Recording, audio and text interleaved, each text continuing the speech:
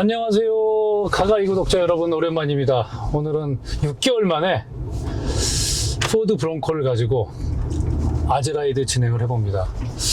오늘도 아쉽게도 또 우리 황선아 대표님 지방 출장이 있어서 우리 고독한 늑대 고독한 늑대? 누가 그때 그렇게 불렀는데 누구예요? 고독한 늑대 김태환 디자이너님 모시고 오늘 또 브론코에 관심이 많으셔서 저도 되게 관심이 많은 차인데 또 이게 누드 패션을 좋아하시는 우리 김태환 디자이너님 예전 지프 랭글러 루비콘 할 때도 이게 다 떼서 누드로 만들 수 있다는 거가 매력있다. 그때 그 루비콘 그 얘기를 하셨었잖아요. 네.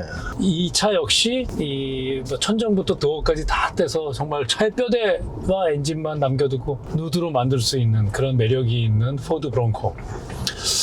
저희가 포드 브론코 참 리뷰를 하면서도 씁쓸한 게 이 지금 계약하면 1년 기다려야 돼. 브론코 출시한 이래 지금 국내에 440대가 배정돼서 배정된 물량이 그냥 순식간에 이미 사전 계약으로 동인한 그 왜 리뷰하냐라고 얘기할 수도 있지만 어쨌든 포드 브론코가 가진 역사적인 또 이게 지프 랭글러라는 차와 이 쌍벽을 이뤘던 대신 한국에서는 훨씬 더 이게 재밌는 부분이 있는 것 같아요. 온로드에 더 특화되어 그러니까 랭글러에 비하면 온로드에 더 잘 맞춰져 있기 때문에 지금 랭글러가 굉장히 남성적이고 다이나믹하고 강인하다면 약간의 브론코는 귀엽고 또 그런 맛도 있어서 국내 소비자에겐 디자인적으로 훨씬 친밀하지 않을까 그런 생각을 해보면서 우리 오늘 또 김태환 디자이너님한테 브론코 디자인에 대한 얘기들.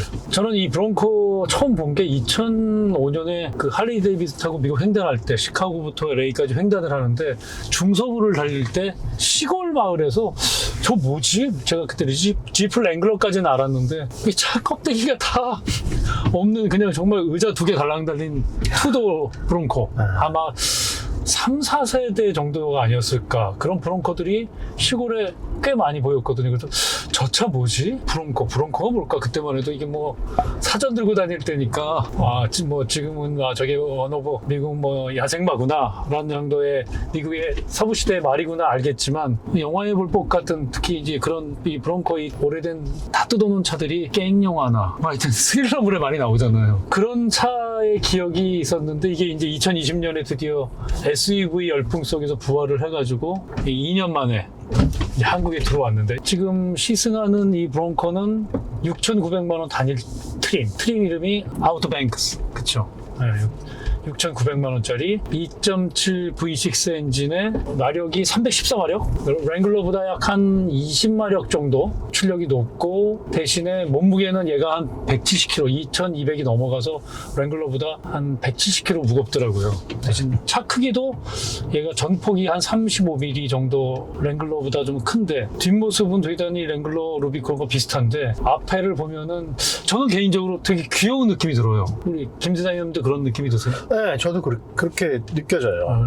원래 처음에 1세대 그 브론코부터 조금 귀여운 듯한 그런 느낌이 좀 있었는데 그 램프가 동그란 거라든지 2세대, 3세대 가면서 앞에가 이제 그릴 있는 부분이 위가 더 튀어나오고 좀 더 저돌적으로 되고 또 차가 미드 사이즈에서 풀 사이즈 SUV로 바뀌기도 하고 램프도 네모내졌다가 이렇게 됐긴 했는데 근데 이 차는 다시 이제 1세대로 돌아가서 그 디자인을 가장 충실하게 해석하려고 노력을 했기 때문에 좀 귀여운 부분들이 있어요, 확실히. 근데 어쨌든 이 브론코가 가진 또 특징 중에 하나가 랭글러의 대항마 이런 거 이외에 디자인적으로 하여튼 랭글러가 갖는 길하고는 좀 완전히 다른 오프로드에 초점이 맞춰져 있다는 거는 공통점이지만 디자인적으로 말씀하신 대로 약간 귀여운 부분도 있고 대신 그렇다고 이게 꼭 미니 같은 그런 또 느낌 그건 또 다르잖아요. 그건 아니죠.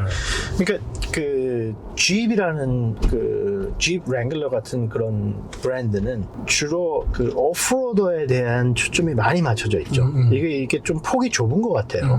도시형 어떤 온로드보다는 주로 오프로드에 많이 맞춰져 있다 보면 브론코 같은 경우에는 조금 이렇게 맞춰지는 것 같아요. 도시 밑에는 도시하고 물론 이제 오프로드도 랭글러하고 겹쳐지는 부분이 있지만 근데 조금 더 익스트림한 그 오프로드 같은 거는 저는 아직도 그냥 Jeep Wrangler가 더 그렇죠. 익스트림한 그 오프로드에 가깝기 때문에 조금 둘이 이렇게 만나는 부분들이 있지만 하나는 조금 더 익스트림한 오프로더, 하나는 조금 더 도심에 가까운 그런 쪽으로 폭이 나눠질 수는 있어요. 근데 이게 지금 승차감을 보니까 이게 AT 타이어인데 랭글러 루비콘은 이제 MT 타이어고 머드 타이어인데 훨씬 더 깍두기에다가 승차감이 안 좋은. 근데 지금 얘도 생각보다 이 둔턱 넘을 때 노면을 제대로 봤는데? 그건 어쩔 수 없지만 전체적인 드라이빙 해본 느낌은 제가 느낀 느낌에는 G보다는 온로드에서 훨씬 더 승차감이 좋긴 한 것 같아요. 부드러운 것 같고. 근데 어떤 둔턱이나 노면의 요철은 뭐 상당 부분 어쩔 수 없이 몸으로 흡수해줄 수밖에 없는 부분이 있는 것 같아요. 이게 이제 314마력이고 토크가 50이 넘는데 역시 차가 2200이 넘다 보니까 무게가 발진 성능은 뭐라고 할까 천천히 쭉 밀어주지 이렇게 튀어나가는 느낌은 많지 않은 것 같아요. 근데 이제 그 휠 베이스가 이 승차감을 좋고 나쁜 거를 생각할 때 서스펜션 물론 중요하고 타이어 물론 중요하고 그렇지만 또 휠 베이스도 굉장히 중요하거든요. 휠 베이스가 앞뒤 이 휠의 거리가 가까우면 휠 베이스가 짧을수록 차가 통통통통 그렇죠. 튕기는 게 있어요. 특히 2열에선 네. 민감하게 느낄 수 그게 있는. 그 랜드로버에서 나오는 이보크 같은 경우에는 휠 베이스가 짧아가지고 저는 그거 타고 정말 그 엑스테리어 디자인은 되게 좋아하거든요. 근데 그거를 운전해 보니까 이거 그냥 내가 가는 게 아니라 통통통통 튕겨다니는 것 같은 미니 느낌이 들어요. 같은. 그래서 야, 이 휠 베이스의 이 중요성이 굉장히 승차감을 좌우하는구나 그런 생각이 들었는데 이 차는 사실 G보다 랭글러보다 휠베이스가 짧잖아요. 짧죠. 네.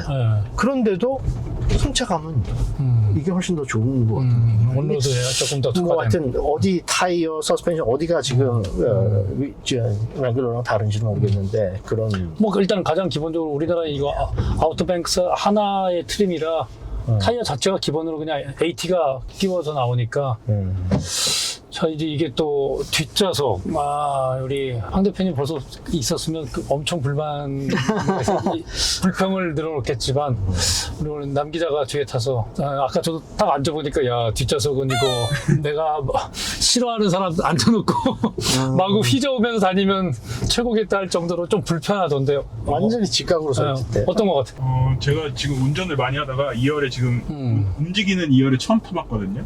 근데 일단 랭글러하고 유사점은 일단 등받이가 바짝 서 있다라는 거 그리고 방석이 좀 짧다라는 거는 랭글러랑 동일한 부분인 것 같고 그 점을 제외하고서는 사실 1열하고 2열하고 승차감 차이가 전 되게 클 줄 알았거든요.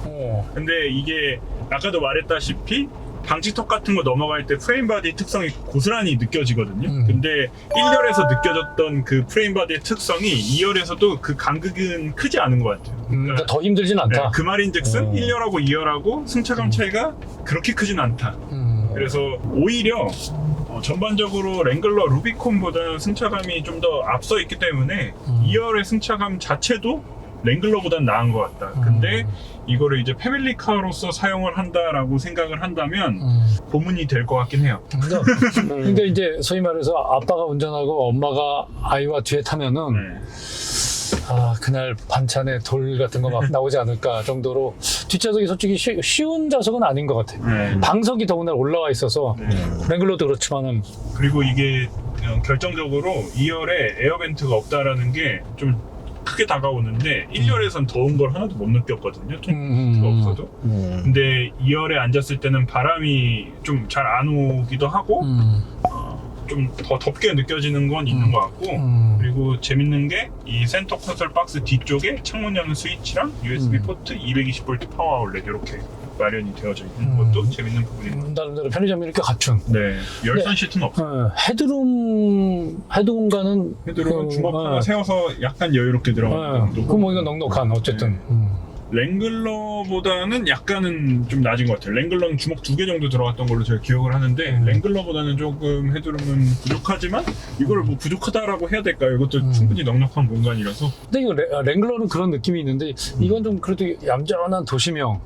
왠지 아니 근데 샌님도 탈 것 같고. 이름이랑 너무 달라요. 브랑코라는 게 야생마인데 머스탱도 야생마고. 야생마는 굉장히 거칠어야 되는데 길을 너무 얌전하게 벌써 누가 잘 교육된. 데려다가 길을 잘 들여놓은 것 같아. 어쨌든 국내 오프로드 차량들이 이렇게 뭐라 그럴까 픽업 트럭이 최근에 좀 붐을 이루고 있지만 많지 않은 가운데서 브론코라는 또 이 독특한 자기 컬러를 가진 차가 들어왔다는 거는 굉장히 반가운 일인데 하여튼 가격은 이게 이제 6,900막 딱 하나 나와서 처음에 좀 비싸다 그랬거든요. 근데 그 사이에 지프 경쟁차적인 랭글러 루비콘이 슬금슬금도 아니고 과감하게 가격을 올려서 지금 이 브론코보다 더 비싼 브론코보다 거의 1,000만 원. 한 7천만 원대 중반이 되니까 그건 4기통인데. 그렇죠. 이건 그래도 6기통이고 2.7. 그래서 좀 브론코 상대적으로 브론코가 더 메리트 있지 않을까. 가격 올린 거를 집에서 하는 그 캐치프레이즈가 있잖아요. 자기네들이 하는 말. 그걸 보면은 가격을 브론코가 들어오면서 가격을 일부러 그렇게 딱 올린 게 이해가 가요. 이해가 간다는 것보다도 무슨 말인지를 알겠어. 뭐라고 집은 얘기를 하느냐면 Don't hold back. There is only one. hold back. 주저하지 마. 하나밖에 없어. 그러니까 브랑코가 됐건 뭐가 됐건 비교도 안 되고 주저하고 뭐 할 것도 없어. 하나밖에 없어. 그건 Jeep Wrangler야. 이런 얘기거든요. 근데 이 브랑코의 브로셔를 보면 그런 딱 한마디로 정의하는 게 아니라 그냥 어차피 랭글러하고 우린 경쟁하기 위해서 왔어. 우린 이거 있어. 우린 이런 거 있어. 우린 이거 했어. 이것만 쭉 설명을 하는 거야. 그러니까 이 어떤 브랜드에 대한 그 강력함. 이거는 포드 중에서도 브랑코라는 이름으로 브랜드 같이 하기 위해서 차 전체를 그냥 브랑코 해놨지만 그래도 랭글러하고는 좀 Jeep 랭글러하고는 경쟁하기가 쉽지는 않은. 그래서 경쟁 상대를 딱 보고 Jeep은 내가 보기엔 가격 올린 것 같아요. 랭글러? 그럼 우리 이렇게 가격 올리지 뭐. 그래도 우린 아무 문제 없어. FCA 코리아에서 명예 홍보대사로 모실 것 같아요. 근데 모르겠어요. 저는 브론코 이 디자인적으로 참 이 오프로드 차가 이런 귀여운 또 정말 보기 힘든 두부형 디자인에 또 거기에 동그란 헤드라이트를 넣고 물론 뭐 세븐슬롯까지 있으면 지프로겠지만 그런 디자인 귀여움의 디자인으로 뭔가 그 유니크한 부분을 찾았다는 게 저는 브론코 상당히 매력이 있는 것 같아요. 특히 우리 거의 오프로드 탈 일 없는 한국에서 도심 생활을 즐긴다면 우리나라에 오히려 브론코가 더 맞지 않을까 그런 생각도 들더라고요. 물론 이제 좀 차 전폭이 좀 크다라는 느낌은 들지만 근데 실내 공간 굉장히 넉넉하고 트렁크 공간이 딱 박스 형태로 돼서 저는 브론코 꽤 그런 점에서 매력이 있는 것 같아요. 그리고 국내 소비자들한테는 브랑코는 조금 생소하긴 하죠. 뭐 북미에서는 1960년대 뭐 중반 정도부터 생산을 했지만 우리나라에는 브랑코라는 차는 들어오질 않았었잖아요. 그렇죠. 이번에 처음 들어온 그렇죠. 거죠. 6세대, 네, 6세대. 이 모델이. 그런데 Jeep이라는 차는 전쟁 때부터 뭐 그 Jeep, 윌리 Jeep에서부터 해가지고 Jeep. 그러니까 일단 오프로드 그러면 Jeep차 그러잖아요. 그만큼 친숙하기도 하고 그렇죠. 그만큼 브랜드가 주는 강력함 그 힘은 브랑코는 어쩐지 이렇게 앞에 두 손 이제 곱게 모으고 옆에 와서 살짝 이렇게 쓰려고 하는 것 같은 느낌이 들어요. 전체 차의 모양 디자인도 좀 이렇게 강력하고 자신 있고 그거보다는 조금 맞상대는 피해가는. 나는 오프로드 나도 가기는. 근데 나는 도심에도 잘 어울려.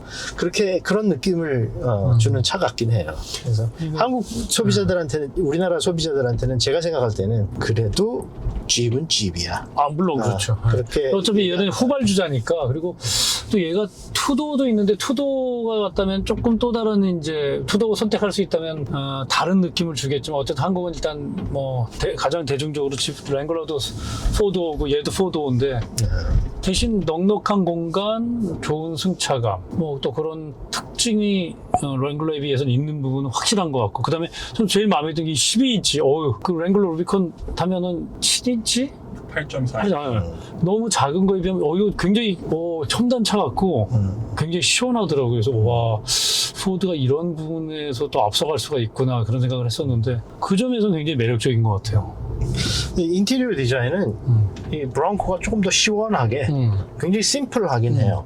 근데 Jeep은 이렇게 시원하고 심플하지는 않지만 조금 더 그냥 밀리터리 무슨 어떤 옛날 군인들이 쓰는 무전기 같은 걸 보는 느낌, 그런 디테일 같은 것들, 그런 느낌을 좀 더 받을 수 있는 것 같아요. 전체적으로 얌전해요, 이 차는. 얌전하다. Jeep에 비하면. 그렇죠. 네. 예. 가장 뭐 결국은 색깔이 비슷하면 결국은 랭글러와 이제 비교를 해야 되는데 그 이외에는 뭐 사실은 다 디펜더, 최근에 나온 디펜더도 너무 도시명에 가깝다고 저는 느껴서 네, 그렇죠. 좀. 뭐 그렇다고 디펜더 극강의 오프로더였던 그런 건 차는 아니었지만 근데 디스커버리도 이전 모델보다 현재 지금 나오고 있는 거는 더 도심형 비슷하게 뭐 뒤는 그건 뭐 생각하면 할수록 항아리 생각나지만 그 차도 오프로드 충분히 갈 수 있고 그런 걸 위해서 태어난 차인데 근데 우리나라에서 주로 이제 도심에서만 타잖아요.